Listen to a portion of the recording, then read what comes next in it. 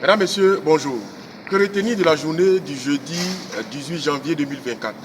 Si ce n'est cette seule phrase, les grands ne meurent jamais.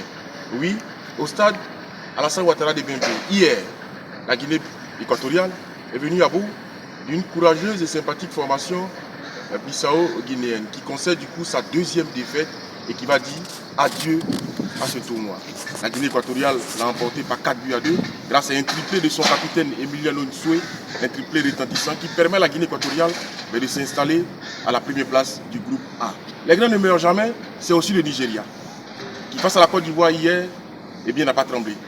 49 000 personnes dans ce stade Alassane Ouattara de Bempé, mais qui n'ont pas réussi à ébranler la motivation et la détermination des Super Eagles qui ont tenu bon, qui, c'est vrai, sur le plan offensif, ont très peu existé, mais qui se sont montrés réalistes sur la seule occasion, sur le seul penalty, concédé par Victor Osimhen pour faire mal à cette équipe de la Côte d'Ivoire.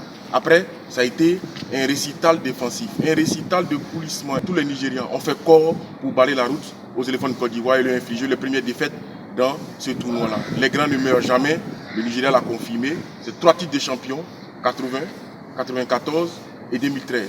Oui, le Nigeria se devait de se relever, de relever la tête après sa déconvenue en trifle face à la Guinée équatoriale, après les nombreuses critiques dont l'équipe a fait l'objet et des questions qu'on dit existantes entre le sélectionneur et ses joueurs. Mais hier, tout ça a été balayé du revers de la main. On a vu une équipe du Nigeria solide faire opposition à l'équipe de Côte d'Ivoire. Les grands ne meurent jamais. C'est aussi le scénario du stade Félix Houphouët-Boigny entre l'Égypte et le Ghana. On s'est régalé. 2 buts partout, 4 buts. Les Égyptiens ont refusé de mourir tout simplement. 2 fois ils ont été menés au score, par 2 fois ils sont venus. C'est vrai, ils ont été bien aidés en cela par des passes ghanéennes qui ont permis à chaque fois aux Égyptiens de revenir, mais les Égyptiens ont été solides. Avec le cœur, sans Mohamed Salah, ils sont parvenus à faire douter cette équipe ghanéenne qui, malheureusement, avait pris le bon wagon, mais malheureusement, cette équipe ghanéenne n'a pas réussi à confirmer sa domination, malgré un coup douce des grands jours qui nous a ébloui par son talent.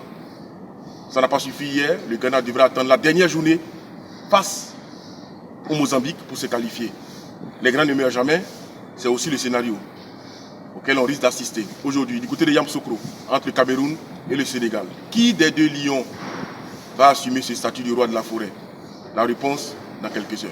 Tadej Guilavogui pour Abidjan.net.